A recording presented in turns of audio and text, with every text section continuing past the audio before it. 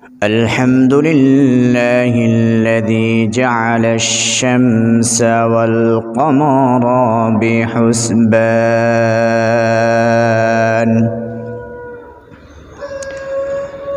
والنجم والشجر يسجدان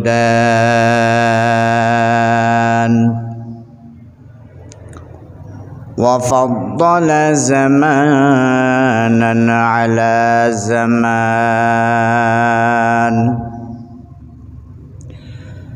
كما فضل مكانا على مكان وإنسانا على إنسان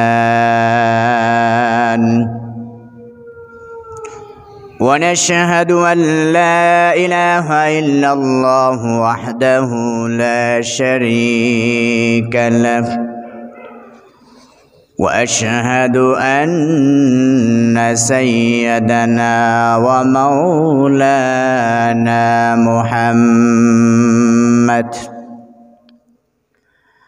أما بعد فأعوذ بالله من الشيطان الرجيم بسم الله الرحمن الرحيم وقضى ربك ألا تعبدوا إلا إياه وبالوالدين إحسانا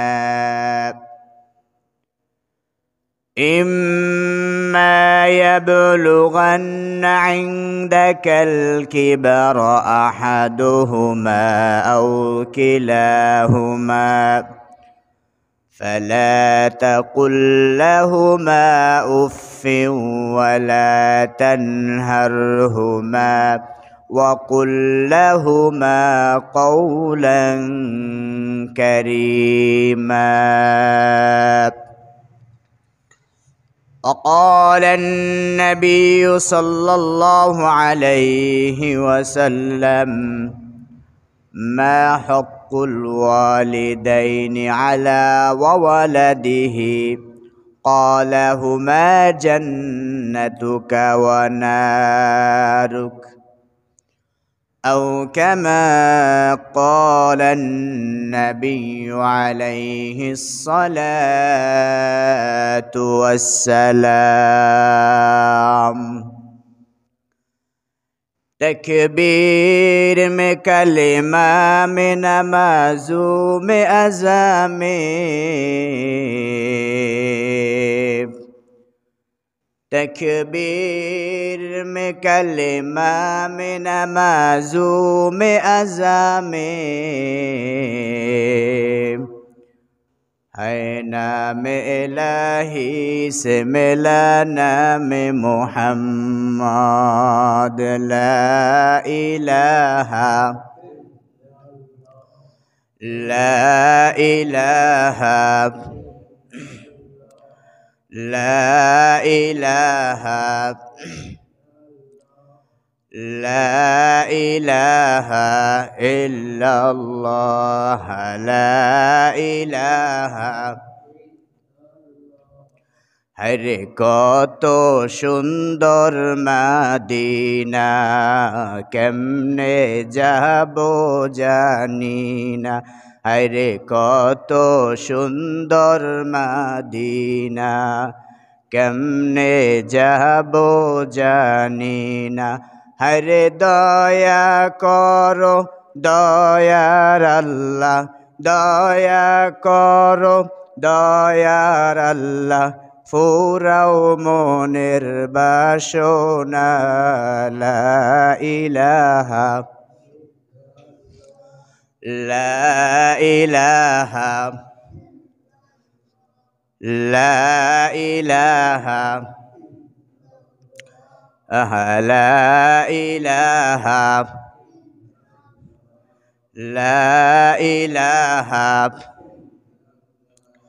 हर नामस रोजा सैरो ना माँ बाबा के भूलो ना हरे नामस रोजा सैरो ना माँ बाबा के भूलो ना हरे जन्नत बाशी होइते चाइले जन्नत बाशी होइते चाइले प्राण भरे करो साधना ला इलाहा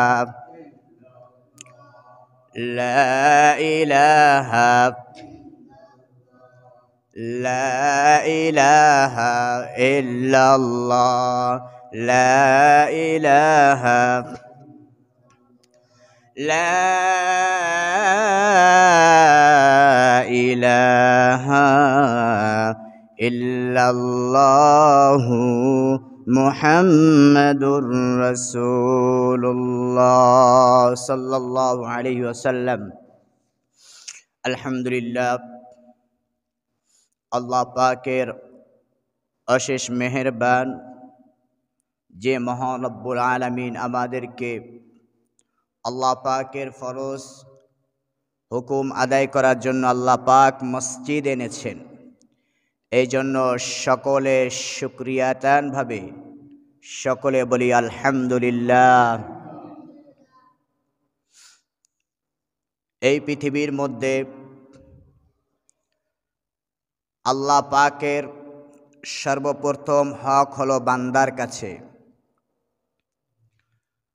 বান্দা যখন আল্লাহর হককে যথাযথভাবে আদায় করবে, আল্লাহর হকের পরে দ্বিতীয় নাম্বার যে হক সেটা হলো তার পিতা এবং মাতার প্রতি সদ্ব্যবহার করবে। গত জুমায় এই আলোচনা আমি কিছুটা করেছিলাম। যাই হোক, আল্লাহ রাব্বুল আলামিন কোরআনে কারিমের ভিতরে বলেছেন, তোমাদের মধ্যে যদি তোমাদের পিতা অথবা মাতা অথবা যে কোনো একজন যদি তোমাদের জীবন দশায় যদি তারা বার্ধক্যে পৌঁছায়া যায়, তাহলে তাদের সাথে সৎ ব্যবহার করবে। কি করবে? সৎ ব্যবহার করবে। কেমন সৎ ব্যবহার করবে? যেন তোমার ব্যবহারে সে শব্দ পর্যন্ত না বলে, এবং তাদের সাথে ধমক দিয়ে কথা বলবে না। কি দিয়ে? ধমক দিয়ে কথা বলবে না। এবং তাদের সাথে কথা বলবে শিষ্টাচারের সাথে, ভদ্রতার সাথে, নম্রতার সাথে, এবং তাদের সাথে বিনয়ী আচরণ করবে। এরপর বলেছেন, তারা যদি তোমাদের জীবন দশা যদি তারা যে কোনো একজন যদি দুনিয়া ছেড়ে চলে যায়, তাহলে তাদের জন্য তোমরা সর্বদা আল্লাহর কাছে দোয়া করবে। যেই দোয়াটা আমরা নামাজের ভিতরে বলি, রব্বির হামহুমা কামা রব্বায়ানি সগীরা, এটা পরে আমরা আমাদের পিতা মাতার জন্য আমরা কি করি? দোয়া করি। যাই হোক, পৃথিবীর মধ্যে মানুষ আসার ক্ষেত্রে দুইটা জিনিস কাজ করে। কয়টা জিনিস? দুইটা। একটা হলো হাকিকতান আর একটা হলো হুকমান। হাকিকতান অর্থ আল্লাহ পাক বান্দাকে স্বয়ং সৃষ্টি করেছেন। এরপর হুকমান, ওই বান্দাকে আল্লাহ পাক একজনের মাধ্যমে, পিতা অথবা মাতা এদের মাধ্যমে দুনিয়ার ভিতরে পাঠান। কিন্তু মূল সৃষ্টিকে আল্লাহ। মূল সৃষ্টিকে আল্লাহ। মানুষের মূল সৃষ্টি আল্লাহ, কিন্তু আল্লাহ সরাসরি পৃথিবীর মধ্যে না পাঠিয়ে একজনের মাধ্যমে পাঠায়। এই জন্য আল্লাহ পাক আল্লাহর অধিকারের সাথে পিতা মাতার অধিকারকে কি করেছেন? উল্লেখ করেছেন। এই জন্যই কি করেছেন? পিতা মাতার উল্লেখ করেছেন। কারণ আল্লাহর পরেই মানুষকে যার মাধ্যমে পাঠায় তিনি হলেন পিতা এবং মাতা। আল্লাহ রাব্বুল আলামিন শুধুমাত্র কোরআনের ভিতরে যে পিতা মাতার যে আল্লাহ রাব্বুল আলামিন মর্যাদা দিয়েছেন এরকম নয়, বরং বহু হাদিসের ভিতরে আল্লাহ পাকের নবী পিতা মাতার ফজিলত বর্ণনা করেছেন। আল্লাহ নবী সাল্লাল্লাহু আলাইহি ওয়াসাল্লাম একজন সাহাবী হযরত আবু উমামা রাদিয়াল্লাহু তাআলা আনহু বিশ্বনবীকে জিজ্ঞাসা করলেন, ইয়া রাসূলুল্লাহ, সন্তানের উপরে পিতা মাতার হক কি? আল্লাহ নবী সাল্লাল্লাহু আলাইহি ওয়াসাল্লাম বললেন, হুমা জান্নাতুকা ওয়া নারুকা। ও সাহাবী, তোমার পিতা এবং মাতা তোমার জান্নাত এবং জাহান্নাম। তোমার পিতা এবং তোমার মাতা তোমার জীবনের জান্নাত এবং জাহান্নাম। তারাই তোমার জীবনকে সর্বশেষ চূড়ান্ত পর্যায়ে পৌঁছাবে, যে তারা তোমার জন্য কি জান্নাত হবে নাকি জাহান্নাম হবে, এটা তোমার ব্যবহারে এবং তোমার সেবাই সেটা প্রকাশ করবে। কারণ আল্লাহ নবী সাল্লাল্লাহু আলাইহি ওয়াসাল্লাম বলেছেন, পিতা মাতা যদি সন্তানের প্রতি সন্তুষ্ট থাকে তাহলে তার প্রতি সন্তুষ্ট থাকেন কে? আল্লাহ। আর যেই পিতা মাতা সন্তানের প্রতি বেজার থাকে তার প্রতি বেজার থাকেন কে? আল্লাহ। কারণ আল্লাহ পাকেই স্বয়ং পিতা মাতার মর্যাদা দিতে বলেছেন কে? আল্লাহ। শুধু তাই নয়, আল্লাহ নবী সাল্লাল্লাহু আলাইহি ওয়াসাল্লাম বলেছেন, আল্লাহ পাক পিতা মাতা সন্তানের জন্য কতটা নিয়ামত আল্লাহ দিয়েছেন। হাদিসের ভিতরে বিশ্বনবীর একজন সাহাবী হযরতে আব্বাস রাদিয়াল্লাহু তাআলা আনহু থেকে বর্ণনা করেছেন, এই পৃথিবীর মধ্যে এমন কোনো মানুষ নাই যার চেহারার দিকে তাকাইলে কবুল হজের সওয়াব পাওয়া যায়। আছে বলেন? এই পৃথিবীর মধ্যে এমন কোনো মানুষ আছে যার চেহারার দিকে তাকাইলে কবুল হজের সওয়াব পাওয়া যায়? এরকম মানুষ আছে বলেন? এরকম মানুষ নাই। কেন নাই? কেন না থাকার কারণটা কি? একজন মানুষের দিকে তাকাইলে কবুল হজের সওয়াব পাওয়া যায়, যেটা যেমন তেমন কথা। একজন মানুষ কত টাকা খরচ করে, লাখ লাখ টাকা, 5 লাখ 10 লাখ টাকা খরচ করে সে হজে যায়। কোথায় যায়? হজে যায়। তার হজ কবুল হয়েছে কি হয় না সেটা কি সে জানে বলেন? কোনোদিন জানে? কোনোদিন জানে না। তার হজ কবুল হইতে পারে, নাও হইতে পারে। যদি তার হজ কবুল হয় তাহলে সে সার্থক, আর যদি তার হজ কবুল না হয় তাহলে তার সেই সার্থক হবে না। কিন্তু মানুষ অনিশ্চয়তার প্রতি নির্ভর করে কোথায় যায়? বাইতুল্লাহ যায়। কিন্তু আল্লাহ নবী সাল্লাল্লাহু আলাইহি ওয়াসাল্লাম বলেছেন, পৃথিবীর মধ্যে যদি কোনো সন্তান যদি তার পিতা মাতার প্রতি ভালোবাসা নিয়ে, মহব্বত নিয়ে, সম্মানের চোখে পিতা মাতার যদি দিকে একটা নজর যদি কোনো সন্তান পিতা মাতার দিকে দেয়, আল্লাহ পাক ওই সন্তানের আমল নামায় একটা কবুল হজের সওয়াব দেয়। শুধু তাই নয়, এই হাদিস যখন বিশ্বনবী বললেন, সকল সাহাবায়ে কেরাম বললেন, ইয়া রাসূলুল্লাহ, কেউ যদি তার পিতা মাতার প্রতি যদি ভালোবাসার দৃষ্টি দেয়, মহব্বতের দৃষ্টি দিক দিয়া যদি তার পিতা মাতার দিকে তাকায়, তাহলে শুধু একটাই কবুল হজ হবে। বিশ্বনবী বললেন, না, কেউ যদি দেখ নজরে ভালোবাসা নিয়ে যদি তার পিতা মাতার দিকে তাকায়, আল্লাহ পাক তার আমল নামায় 2টা কবুল হজের সওয়াব দিবেন। কয়টা? 2টা কবুল হজের সওয়াব আল্লাহ দিবেন। এমন সময় আবার জিজ্ঞাসা করলেন, ইয়া রাসূলুল্লাহ, কেউ যদি তার পিতা মাতার দিকে 10 বার নজর দেয় নেক আমল নিয়ে, ভালোবাসা নিয়ে, আল্লাহ নবী বলেন তার আমল নামায় 10টা কবুল হজের সওয়াব দিবেন। এরপরে আর এক সাহাবী পিছন থেকে জিজ্ঞাসা করলেন, ইয়া রাসূলুল্লাহ, শুধু 10 বার নয়, বরং কেউ যদি তার পিতা মাতার দিকে যদি নেক নজরে 100 বার তাকায়, আল্লাহ নবী বললেন, ও সাহাবী শুনে রাখো, তার আমল নামায় আল্লাহ পাক 100টা কবুল হজের সওয়াব দিবেন। 100 বারও যদি তার পিতা মাতার দিকে নেক নজরে তাকায়, ভালো দৃষ্টিতে তাকায়, তাহলে আল্লাহ পাক তার আমল নামায় 100টা কবুল হজের সওয়াব দান করবেন। সুবহানাল্লাহ। আল্লাহ নবী তাই বললেন। শুধু তাই নয়, যে যতবার তার পিতা মাতার দিকে নেক নজরে তাকাবে আল্লাহ পাক ততবার তার আমল নামায় কবুল হজের সওয়াব দিবেন। কারণ আল্লাহ পাকের আমল নামায় আল্লাহ পাকের ভান্ডারে সওয়াব কি কম আছে বলেন? বরং আল্লাহ বান্দাকে ভালোবেসে যতটা চায় ততটা সওয়াব আল্লাহ তার আমল নামায় দেন। সুতরাং আল্লাহ নবী সাল্লাল্লাহু আলাইহি ওয়াসাল্লাম বলেছেন, দুনিয়ার বুকে পিতা মাতা যদি সন্তানের প্রতি সন্তুষ্ট থাকে, তার প্রতি সন্তুষ্ট থাকেন কে? আর যদি পিতা মাতা যদি সন্তানের প্রতি বেজার থাকেন, তার প্রতি বেজার থাকেন কে? আল্লাহ নবী সাল্লাল্লাহু আলাইহি ওয়াসাল্লাম বলেছেন, রিজাল রব্বি ফি রিজাল ওয়ালিদাইন, সাখাতুর রব্বি ফি সাখাতিল ওয়ালিদাইন। আল্লাহ নবী সাল্লাল্লাহু আলাইহি ওয়াসাল্লাম বলেছেন, কোন পিতা মাতা যদি সন্তানের প্রতি বেজার থাকে তাহলে তার প্রতি বেজার থাকেন কে? আল্লাহ। আর যদি কোনো পিতা মাতা যদি সন্তানের প্রতি সন্তুষ্ট থাকে, খুশি থাকে, তাহলে ওই সন্তানের প্রতি খুশি থাকেন কে? আল্লাহ। আর আল্লাহই বলেছেন, নবী বলেছেন, পিতা মাতার দ্বারাই সন্তান জান্নাতে যাবে এবং জাহান্নামে যাবে। কারণ বিশ্বনবীকে পৃথিবীর মধ্যে পাঠিয়েছেন কার মাধ্যমে? পিতা এবং মাতার মাধ্যমে। বিশ্বনবী পিতা মাতার মর্যাদা দিয়েছেন, বিশ্বনবী পিতা মাতার মর্যাদা দিয়েছেন এবং বিশ্বনবীর মাধ্যমে পিতা মাতাকে পৃথিবীর মধ্যে শ্রেষ্ঠ মানব বানিয়েছেন সন্তানের জন্য। এই জন্য পিতা মাতা খুশি থাকলে স্বয়ং খুশি থাকে কে? নবী। কে থাকেন? নবী থাকেন।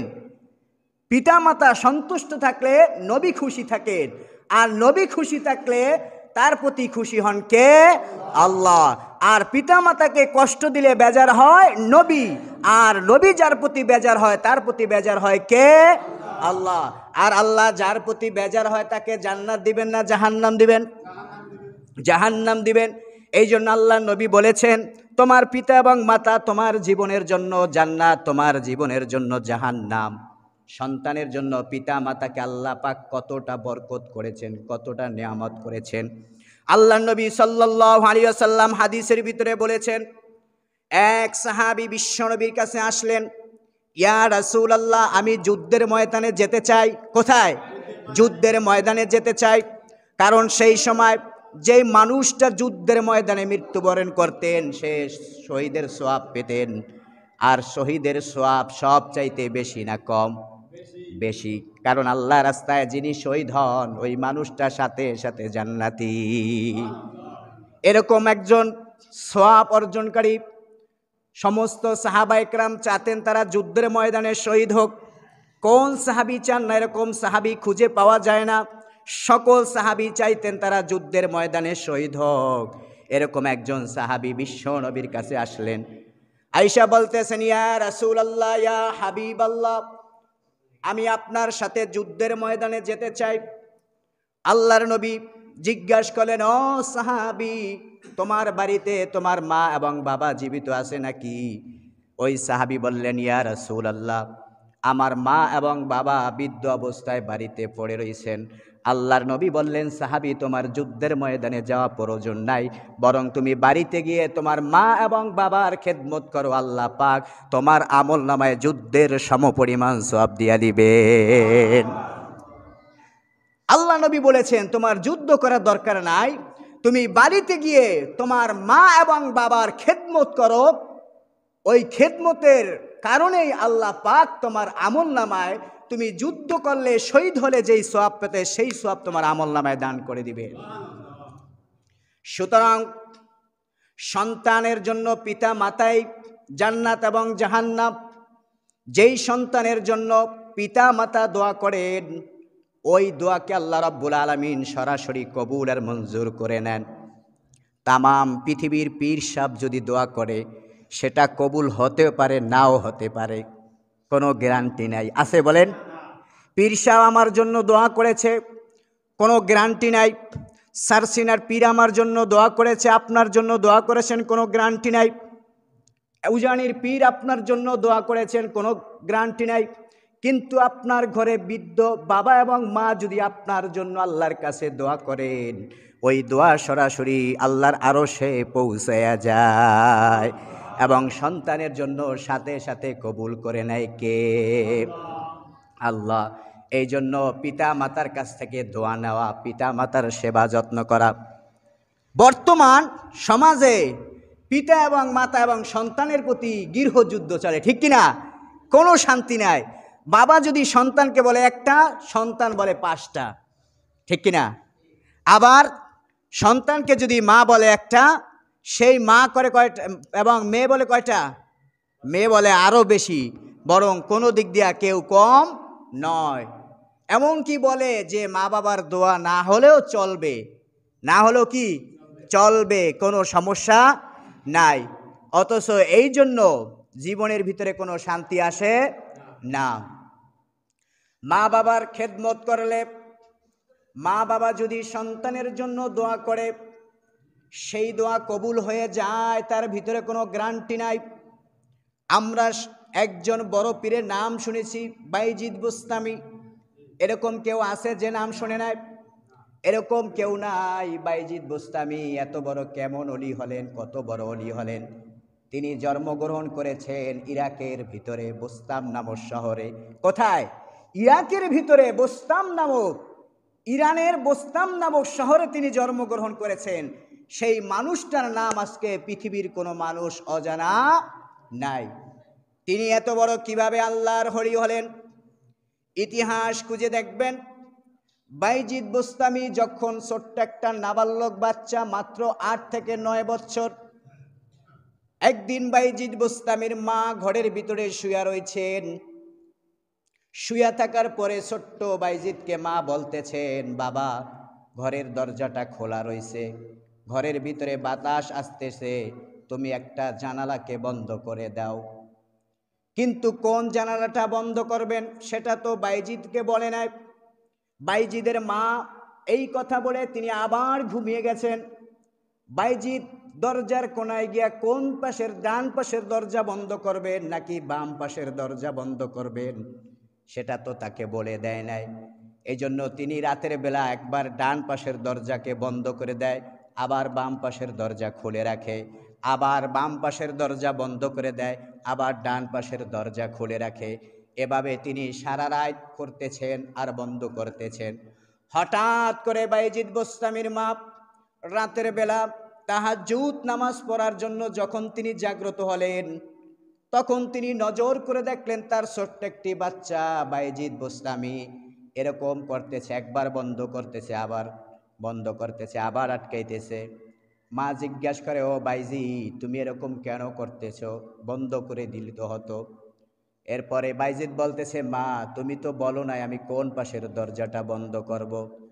এবং মায়ের যখন এরকম দেখলেন, অনুগত্য দেখলেন, বাইজিদের মা বাইজিদকে কোলে নিয়ে আল্লাহর কাছে তাহাজ্জুদ করে দোয়া করেছেন। এমনকি শুধু তাই নয়, বাইজিদ বুস্তামি ছোট্ট বাচ্চা, তিনি রাতের বেলা পড়াশোনা করতেছেন, তার মা অসুস্থ, বাসায় শুয়ে রয়েছেন।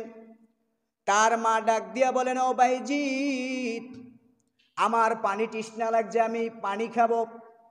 বাইজিদ পড়ার টেবিল থেকে দৌড় গিয়ে পানি আনার জন্য গেলেন। ঘরের ভিতরে পানি নাই, কিভাবে পানি দিবেন? বাইজিদ পানি আনার জন্য পার্শ্ববর্তী এক জায়গায় গেলেন।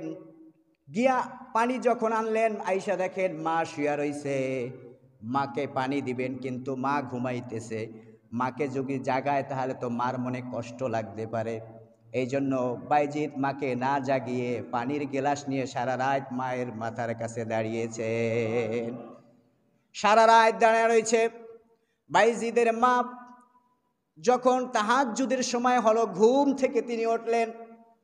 ঘুম থেকে উঠে দেখে তার সন্তান, ছোট্ট সন্তান তার মাতার কাছে পানির গ্লাস নিয়ে দাঁড়িয়ে রয়েছে। এরপরে বাইজিদের মা জিজ্ঞাসা করলেন, ও আমার সন্তান তুমি যে সারা রাত গ্লাস নিয়ে দাঁড়িয়ে রইছো, তুমি আমাকে কেন জাগালে না? এরপরে ছোট্ট সন্তান জবাব দিতেছে, মা তুমি সারা রাত ঘুমাইছো, আমি যদি তোমাকে জাগাই তাহলে কষ্ট পাবে, এই জন্য আমি সারা রাত তোমার মাথার কাছে দাঁড়িয়ে রয়েছি। কারণ কখন তুমি আবার ঘুম থেকে উঠে পানি চাবে, আর তুমি যদি পানি না পাও তাহলে তো মনে কষ্ট পাবে। এই মনে যাতে কষ্ট না হয় এই জন্য আমি বাইজিদ সারা রাত পানি নিয়ে দাঁড়ায় আছি। বাইজিদের মা এরকম দেখে তাহাজ্জুদের নামাজ পড়ে আল্লাহর কাছে হাত তুলে দোয়া করেছেন, আয় আল্লাহ, আমার এই ছোট্ট বাইজিদকে তুমি আরিফিন বানাইয়া দাও এবং ওলিদের কাতারে দাঁড়া করাইয়া দাও।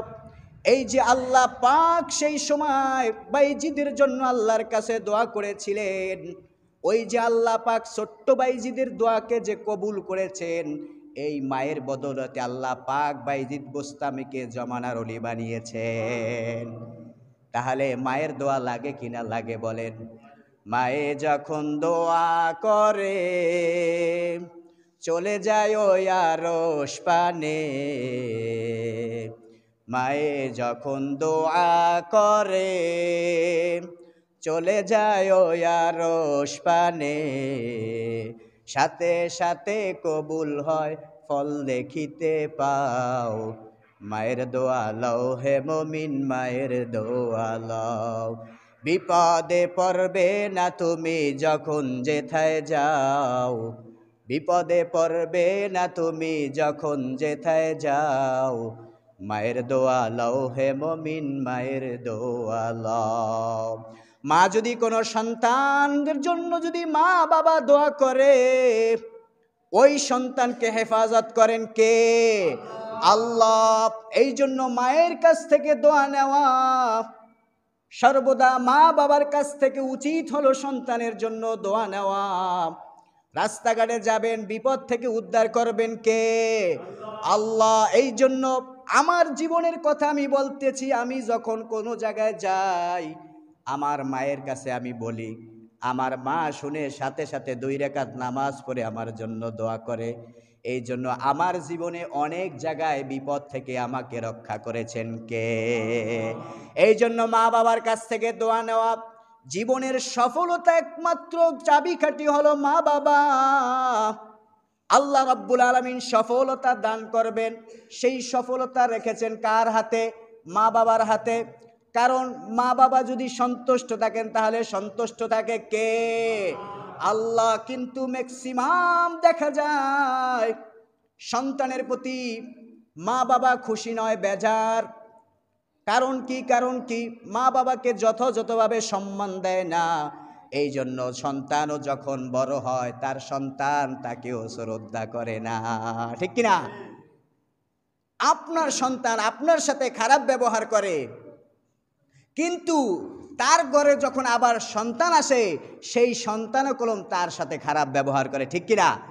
অনেক সময় দেখা যায় সন্তান বাবা মাকে মারে, মারে কিনা বলেন? মারে কিনা? বাবা মাকে হত্যা করে। এক আল্লাহর ওলির কাছে গেছে বিচার নিয়া, ও আল্লাহর ওলি, আমাকে আমার সন্তান মারে, আমাকে কি করা যায় এখন?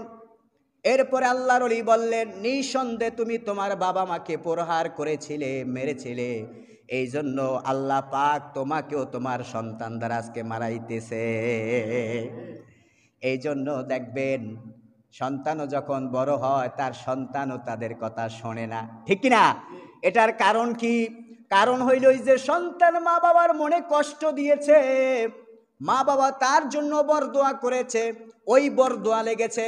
এই জন্য পরিবারে শান্তি নাই, কামাই রোজগারের ভিতরে বরকত নাই, বউ কথা শোনে না, সন্তান কথা শোনে না, তার পরিবারের লোক কথা শোনে না। কারণ একটাই, সেটা হলো ওই যে বাবা মা বরদোয়া করেছে ওই দোয়া কবুল করে নিয়েছেন কে? এই জন্য বাবার কে খুশি করতে হবে। মা বাবা থাকলে মা বাবাকে গনিমত মনে করতে হবে। এখন বলতে পারেন, আমি তো আমার মায়ের সাথে ব্যবহার খারাপ করেছি, বাবার সাথে ব্যবহার খারাপ করেছি, এখন তো আমার মাও নাই বাবাও নাই, তাহলে আমি এখন কি করব? ঠিক কিনা? এক সাহাবী বিশ্বনবী এরকম মা বাবার বর্ণনা করতেছেন। এক সাহাবী দাঁড়াইয়া বলতেছেন, ইয়া রাসূলুল্লাহ, আমি আমার মায়ের সাথে খারাপ ব্যবহার করেছি, সেই সময় বুঝি নাই, এখন বুঝতেছি। ইয়া রাসূলুল্লাহ, এখন আমার মা তো নাই বাবা নাই, আমি কিভাবে খুশি করতে পারি? আল্লাহর নবী বলেন, তুমি যদি 3টা কাজ করো তাহলে তোমার বাবা মা তোমার প্রতি অটোমেটিক সন্তুষ্ট হয়ে যাবে। কয়টা কাজ? 3টা কাজ। 1 নম্বরে হতে হবে তোমাকে নেককার হয়ে যেতে হবে। 1 নম্বরে কি? তোমাকে নেককার হতে হবে, পরেশগার হতে হবে। 2 নম্বর হলো মাতা পিতার যারা আত্মীয় স্বজন আছে তাদের সাথে ভালো ব্যবহার করতে হবে এবং মাতা পিতার জন্য সদগায়ে জারিয়া কিছু করতে হবে। নাম্বার 3, যখন তুমি তোমার নিজের জন্য দোয়া করবে তখন তোমার মাতা পিতার জন্য আল্লাহর কাছে দোয়া করবে। এই জন্য আল্লাহর নবী বলেছেন, কোনো মানুষ যদি, কোনো সন্তান যদি আল্লাহর কাছে দোয়া করে, রব্বিরহামহুমা কামা রব্বায়ানি সগীরা, আয় আল্লাহ, আমার পিতা মাতা আমাকে যেভাবে ছোটকালে আদর করেছে, ভালোবেসেছে, তুমি যদি আমার মাতা পিতা তোমার কাছে চলে গেছে, তুমিও তাদের সাথে আমার মতো ছোটকালে ব্যবহার তাদের সাথে করিও।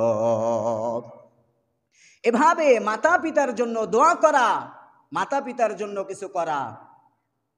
আজকে মাতা পিতার সাথে খারাপ ব্যবহার করার কারণে সমাজে কোনো শান্তি নাই। এই জন্য সন্তানকে ছোট্টকালে শিক্ষা দিবেন। সন্তান নষ্ট হওয়ার একমাত্র কারণই হলো মাতা পিতা। কারা? মাতা পিতা। কিভাবে দেখেন, ছোট্ট একটু বলেই শেষ করতেছি আমি। সন্তান যখন ছোট্ট থাকে, সন্তানকে অপরাধমূলক কাজ বাবা মাই জড়ায়, বাবাই বেশিরভাগ জড়ায়। কারণ বাবা সিগারেট খায়, ছোট্ট সন্তান দিকে বাজার থেকে সিগারেট আনায়, ঠিক কিনা বলেন? আনায় না? এই যে ছোট্ট সন্তানকে দিয়ে যে বাবা সিগারেট আনাইতেছে, এই সন্তান একসময় সিগারেট দেখতে দেখতে সে নিজেই সিগারেট খায়, বলেন কিনা? অধিকাংশ বাবা এটাই করে, সন্তানকে দিয়ে কি করে? সিগারেট আনায়। এই সিগারেট খাওয়া শিখায় কে? বাবা শিখাইতেছে।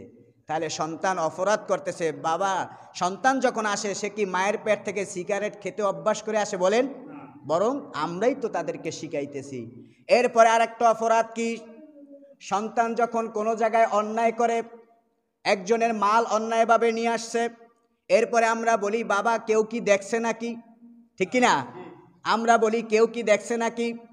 এরপরে সন্তান বলে, না কেউ দেখে নাই, তাহলে ঠিকই আছে, তাহলে ঠিক আছে, কোনো দোষ নাই। কিন্তু সন্তান যখন কোনো একটা অন্যায় কাজ করে, তখন সাথে সাথে উচিত সেই সন্তানকে অন্যায় থেকে ফিরিয়ে আনা, ঠিক কিনা? আল্লাহ নবী সাল্লাল্লাহু আলাইহি ওয়াসাল্লামের 2 জন নাতি, কয়জন? হাসান এবং হোসাইন। আল্লাহর নবীর কাছে সদগার খাজুর আসছে। কির খেজুর? সদগার খেজুর আসছে। হাসান না বুঝে একটা সদগার খেজুর মুখে দিছে। আল্লাহর নবী সাথে সাথে বলেছেন, ও আমার নাতি, আমরা হলাম কুরাইশ বংশে, কুরাইশ বংশের জন্য সদগার খেজুর হারাম, সুতরাং সদগার খেজুর খাওয়া যাবে না, তাড়াতাড়ি খেজুর ফালাইয়া দাও, থুতু ফালাও। ওই যে হাসানকে যে শিখাইলেন, এরপরে আর কোনোদিন সে সদগার খেজুর মুখে দেয় নাই। একবার শিখাইছে যে আমাদের জন্য সদগার খেজুর কি নয়, জায়েজ নয়, খাওয়া যাবে না। এই কথা শুধু একবার বলছে, কিয়ামত পর্যন্ত এবং যতদিন পর্যন্ত জীবিত আছিল সে কোনোদিন সদগার খেজুর মুখে দেয় নাই। কিন্তু আমরা সন্তানকে কি করি? আমরা আরো বলি, তুই কি অপরাধ করছো, কেউ দেখছে কি না? না দেখলে ঠিক আছে, আর দেখলে অন্যায়। কিন্তু সন্তানকে সাথে সাথে উচিত কি? তাদেরকে শিক্ষা দেওয়া যে এই সমস্ত কাজ করা যাবে না। এভাবে সন্তানকে শিক্ষা দিতে হবে। আরেকটা সবচেয়ে বড় ভুল, আমরা ঘরের ভিতরে স্বামী এবং স্ত্রী সন্তানের সামনে মারামারি করি, ঠিক কিনা? এবং অগাট্যভাবে গালাগালি করি সন্তানের সামনে। এগুলো করা ঠিক নয়। এর দ্বারা আপনার সন্তান, আপনি যেভাবে আপনার স্ত্রীর সাথে ব্যবহার করবেন, আপনার সন্তান সেটাই শিখে রাখবে। আপনি যে গালি দিবেন সেটাই আপনার সন্তান গালি দিবে। তাহলে আমাদের সন্তানকে নষ্ট করেছে কে? আমরা নিজেরাই। এই জিনিসটা পরিহার করতে হবে। সন্তানের সামনে স্বামী স্ত্রী ঝগড়া করা যাবে না। ঝগড়া করতে হলে আপনি আর আগে এক জায়গায় গিয়ে তারপরে ঝগড়া করবেন, সন্তানের সামনে সেটা করবেন না। এর দ্বারা সন্তান নষ্ট হবে। ঠিক যখন সে বড় হবে, আবার একইভাবে যখন বিবাহ করবে, তার স্ত্রীর সাথে ওরকমই মারামারি করবে, কারণ সেটা সে তার বাবার থেকে শিখেছে। এই জন্য সন্তানের সামনে কোনো ধরনের অপরাধ করা যাবে না এবং তাদেরকে সুন্দরভাবে নসিহাত করতে হবে, তাদেরকে গঠনমূলকভাবে তাদেরকে শিক্ষা দিতে হবে। এই শিক্ষা যদি আপনারা দেন, আপনার সন্তান কোনোদিন আপনার সাথে খারাপ ব্যবহার করবে না।